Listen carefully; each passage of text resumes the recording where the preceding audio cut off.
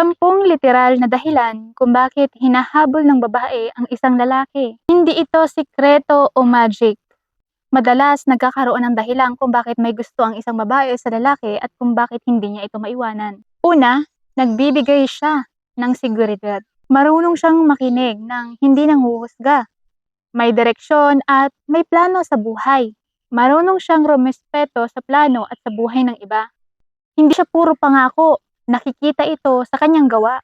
May sense of humor siya na nagpapagaan sa usapan. Responsable siya sa pera at sa mga obligasyon niya. Kalmado siya, hindi nagpapanik. Pinaparamdam niyang mahalaga at pinapakinggan niya ang kausap niya. At lastly, pang-10, komportable sa kanya ang mga taong nakakasalamuha niya. Sa totoo lang, hindi lahat ng babae o ilang mga tao ay naghahanap ng perpekto.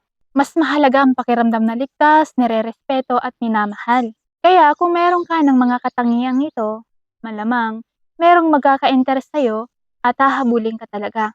Alin sa 10 ito ang meron ka na? Kung nagustuhan mo ang video na to, don't forget to like, share, comment, and subscribe para lagi kang updated sa ating mga latest video. Bye-bye! I just wanna share my adjustable ring. Ilalagay ko lang yan dyan sa ating product at sa description. Bye-bye!